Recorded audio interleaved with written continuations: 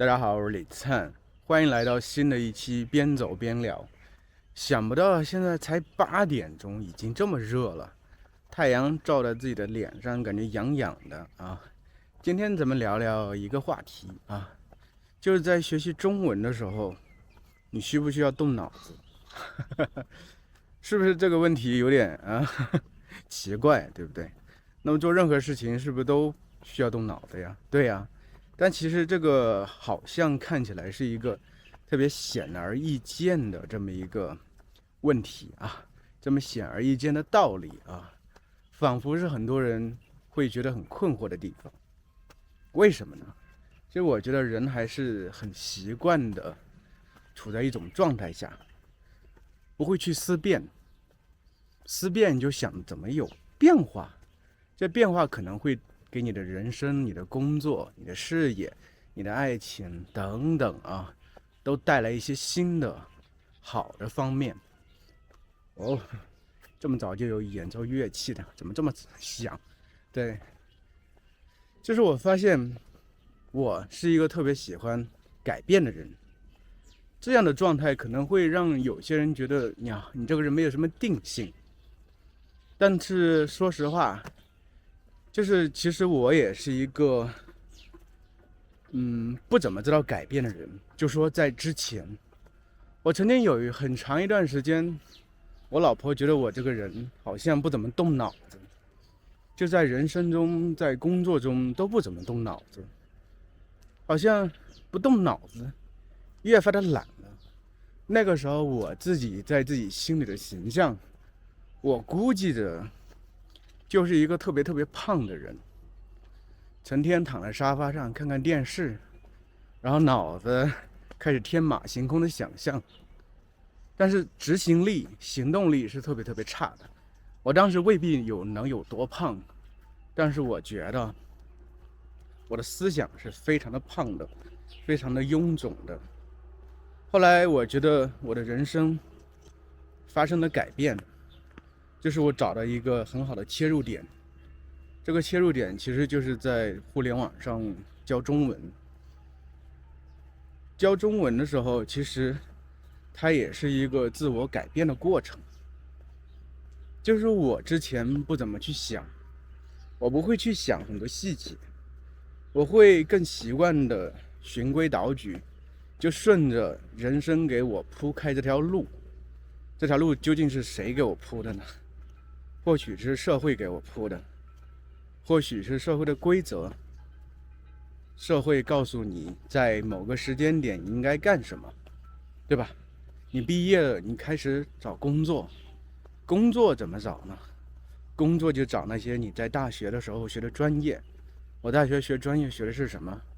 学的是英语，我是英语专业毕业的，所以我就要找英语专业毕业相关的工作去做，比如说当翻译，对吧？比如说当英文老师，比如说做外贸。英文老师、外贸我都兴趣寥寥，没什么兴趣。后来我就当了翻译。那你可能就会好奇，哎，翻译是你喜欢做的事情吗？其实完全不是，我完全不喜欢当翻译，但是我完全内心是抗拒，甚至瞧不上这份工作，瞧不上干翻译这个事情。但是我没有任何的一个动力，没有任何的一个行动去进行任何的改变。我好像就是那种在温水里煮的青蛙一样，我就这样被煮啊煮，煮啊煮。某一天我突然惊觉啊，我好像身上的皮肤都已经被烫去了好几层，我可能再这样煮下去，我可能就要死了。对，起码是我的精神已经枯萎了。那个时候我整个这个状态就是完全没有任何的思想可言，没有任何的思考可言。我其实在同时呢，我是有一个避风港的，就是有一个我可以逃避的地方。是什么呢？就是我觉得自己会成为一个小说家，会成为一个写故事的人。但是我开始写了吗？没有。那么我为什么有这样的这个信心呢？有这样的这个自以为是，觉得自己一定能成为一个小说家呢？我不知道，我不知道自己究竟是怎么想的。那个时候，我只是把它当做一个避风港，你知道吗？外面疯狂宇宙的，这个时候有这么一个小港湾啊，我可以躲在其中。我告诉自己，在这里是安全的，在这里，我终将是有一份事业的。这份事业是什么？就是我会成为一个小说家。我是真正的这样去认为的吗？我起码是告诉自己，这一定是能成真的。但是它真的一定能成真吗？我不知道。我会给自己预想一个比较遥远的未来，某一个未来的节点，在那个点，我就能成功了。这其实是不是和大家很多学习中文的时候状态是很接近的、很类似的？就是你会去预想、去设想，在某一个点，你就学会中文了。在某一个点，所有东西都成真了，对不对？其实为什么很多朋友们学习中文这么多年，然后我们不要进行和他人的这个比较，进行横向的比较啊，因为有些人确实语言天赋比较好，那就进行纵向的比较，和自己比较。你发现自己真的就是中文的水平进步了很多吗？其实我觉得横向比较的意义不是特别大，就每个人的状况是不一样的，每个人身处的环境是不一样的，每个人的感受也是不一样的，每个人的天赋也是不一样的。这个时候，我们只是和他人进行比较的话，我们会发现啊，特别容易沮丧，因为别人好像永远比我们先行一步，别人好像永远比我们做得更好。这个时候，我觉得应该进行的是一个纵向的比较，和自己比。你想想看，自己和前几年的自己究竟有多大的变化？是不是你整个人生这么长久以来的人生都是这样平平淡淡的，没有一丝变化的？而这完全没有变化的人生，其实你要明白，是你自己选择的。当然，我不是说鼓励所有人都去做冒险呐、创业呀、做一些完全不一样的东西。或许你就适合做一些一般的工作，但是在做这份工作的时候，你的心态真的就是对的吗？你的心态就是那种随波逐流呢，就是当一天和尚撞一天钟呢，还是你会真的去细想一下，假如我的事业，我的人生就是干这份事业，那我怎么把这份事业干好来呢？我怎么能让自己就是今天的和自己和昨天的自己不一样，然后明天的自己和今天的自己又会不一样呢？大家有没有思考过这个问题？为什么你的这个人生轨迹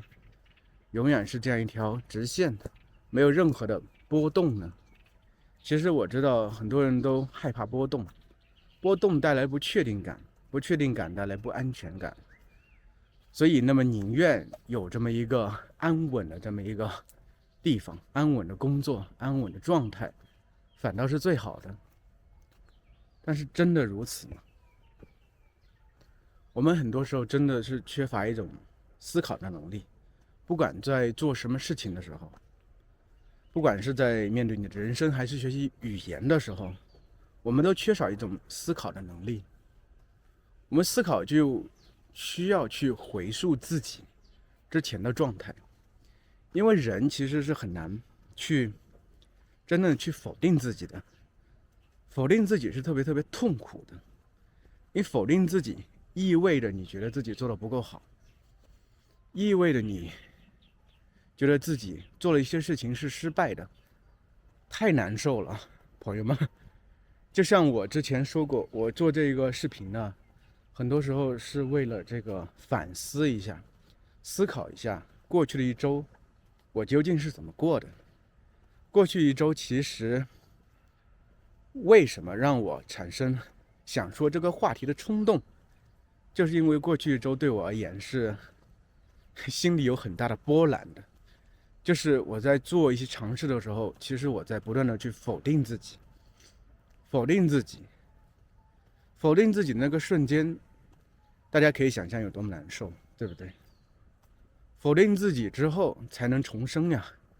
否定自己之后才可能看到新的可能性。因为人生怎么说呢？天无绝人之路吧，柳暗花明又一村嘛，对不对？你仿佛好像走到前面已经没有路了，但是走着走着说不来，另外一条路就在眼前了呢，对不对？不要给自己设限，不要以为一定是那个样子，它其实未必是那个样子。你以为的是那个样子，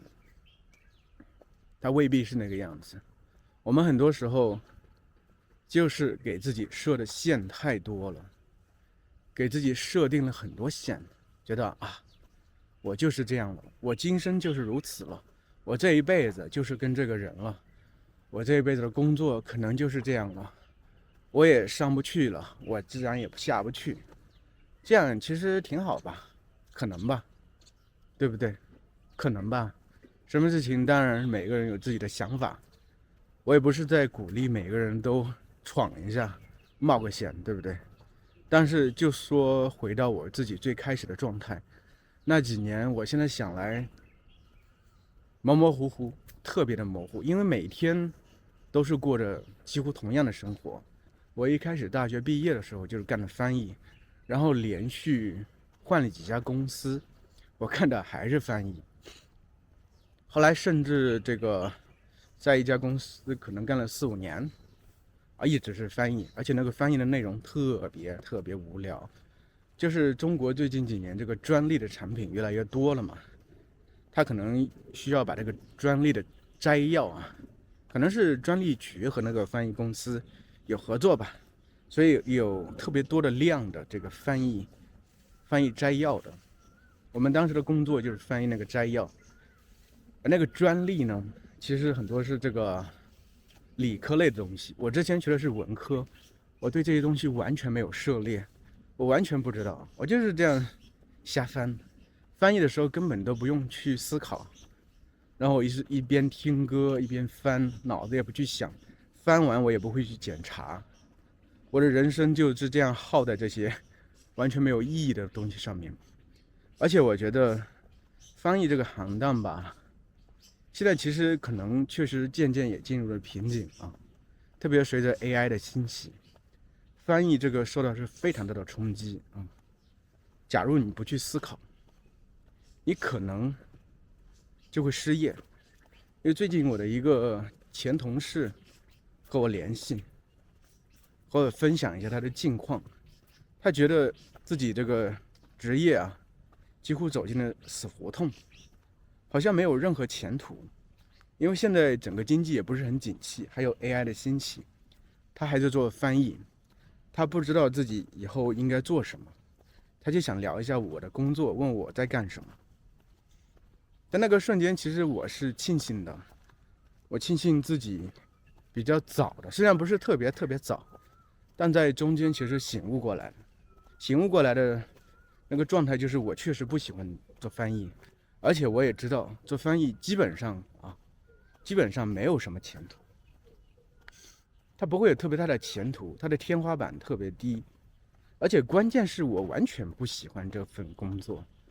但翻译有什么意思？你只是把一些东西，你完全不喜欢的东西，翻译成你完全不喜欢的文字，对不对？而且你甚至完全不在乎它。我觉得做事情的时候，你需要对你做的事情在乎，这样的话你投入心血，最终的成品，你觉得是很开心的，你觉得是有满足感的，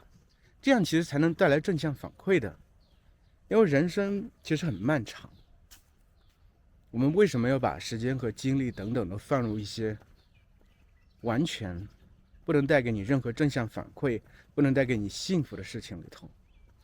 对不对？我们人生对很漫长的同时又很短暂，为什么要花费那么多时间精力去做那些完全没有意义的事情？对，假如我是说假如你是有选择的权利的，当然我知道很多人他在这个世界上并没有那么多选择的权利，他可能就是为了养家糊口。比如说像我们父母辈吧，那个时候中国很穷，那个时候脑子里每天想的其实就是怎么让自己和自己的家人不挨饿，对不对？怎么有口饭吃，这是很重要的。但是或许你的状态应该和那个时候不一样了吧？和你的父母，就是我父母辈的那个状态不一样了吧？你应该是有更多选择的吧？就像我是有选择的，我年轻的时候是有选择的，但是我蹉跎了岁月，我干翻译就干了非常多年，一直从大学毕业，是08年毕业，然后我儿子出生是16年，我还干了1、2年翻译，在家里接活儿，可能干了将近10年的工作。10年的工作，我都在干一个我完全没有任何兴趣的事情，完全没有办法带给我任何成就反馈的事情，同时没有任何挑战的事情。而且最重要的事情就是，我干这个事情的时候，我完全没有任何进步。我干了10年，我还是原来的自己。对我整个人，好像那10年就是荒废了。假如有一把时光的剪刀，那10年对我而言就是一片空白，我完全可以把那10年给剪掉，对我人生完全没有任何的影响。这是多么可悲的事情！所以，咱们又回到最开始的这个话题，就是要思考。就是我一开始的时候，很长一段时间我都不喜欢去想，特别是想自己吧。反思自己是一个特别痛苦的事情。我发现了，这可能和从小的这个生活状态应该是有很大的关系的。小时候，对，我现在看了一些书之后，很多时候我觉得很多事情可以回溯到小时候，因为小时候你可能会生活在一些不好的状态里，这个时候让你养成一个习惯啊，就是你觉得我可以很多事情我视而不见，它就不存在；我看不见，它就不存在。我可以去逃避。所以，正是这很多事情都和自己是相关的，自己的心情状态都是相关的。那我看不见它，我不去看它，慢慢的我就养成这么一个习惯，对自己的人生就是视而不见，对自己的人生状态就是视而不见，对自己的成长就是视而不见。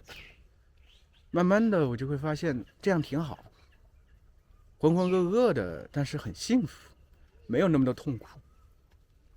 虽然没有那么多开心吧，但是我也觉得好像是可以过得很开心，好像和他人相比，我很多事情都看得特别开。看得开的意思就是我不去在乎，我不是那么在乎自己一定要得到一些东西，哪怕是失去一些东西，对我而言也是一样的。所以那个时候这个状态一直延续下去，我就会发现我对人生慢慢失去了激情，好像人生整体的这个人生对我都失去了意义，我没有任何的激情，没有任何的兴趣。人生能给予我的东西，不管是家庭、爱情、关系、工作、事业等等，没有一个东西能在我心里激起一点波澜。我好像就像一潭死水一样啊，这潭死水，你扔一个石头下去，激起一点涟漪，一圈一圈荡过去啊，很漂亮。你仿佛以为这潭死水会有变化，但是我告诉你，它不会有任何变化。等这一圈圈的涟漪啊消失了，还是一潭死水。我觉得那个状态就是我最真实的写照。我当时真的就是一潭死水。后来人生到底是发生了什么样一个事情呢？我觉得可能是因为我生了孩子，因为生了孩子之后，我觉得可能是作为父亲的这个基因被激活了。我看待事情的角度可能会不一样，看待这个世界的角度会不一样，而且我有一份责任感在自己的肩上，我就会去想，我现在这种状态持续下去，我的人生就没戏了呀，我的人生是没有任何前途可言的，我也赚不到足够的钱去照顾我的孩子。那样的话，其实我是会比较难受的，所以这个时候反倒是一个外部的一个事情推动着我在进行改变，我去想我应该做哪些事情。所以其实后来不做翻译之后，我还尝试过去亚马逊，去美国亚马逊去卖东西，也是自己去琢磨啊，在 YouTube 上看教程呀等等啊，后来去主动联系中国的一些工厂呀等等啊，选品啊，选了一个婴儿袋。我感觉我也是韭菜啊，被割了韭菜。当时还买了那些教程的创始人提供的课程啊，还有他的这个软件啊。当然，后来其实让我明白一个事情，就是我做这方面的事情完全没有任何天赋。因为我觉得人，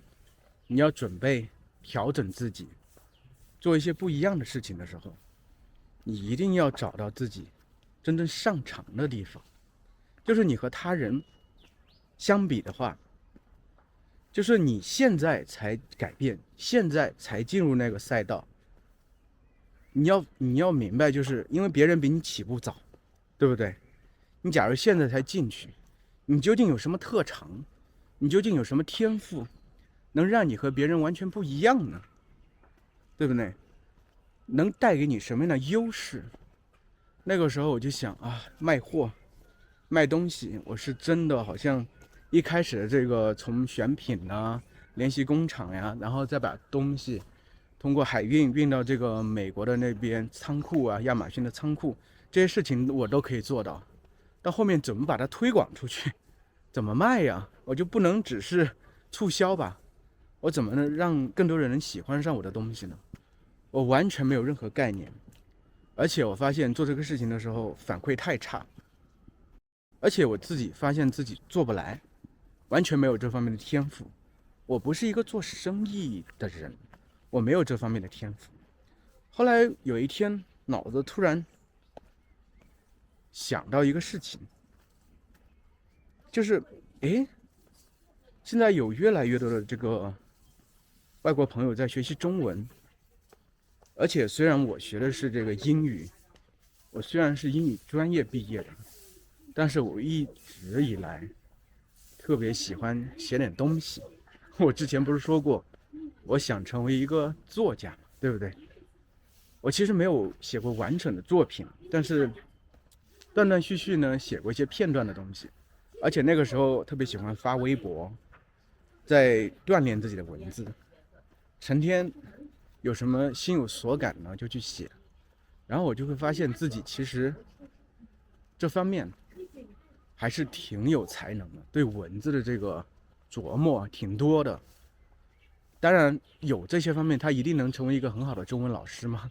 未必啊。但是这方面的这个能力，这方面的这些锻炼啊，就是我其实在工作这么多年的时候，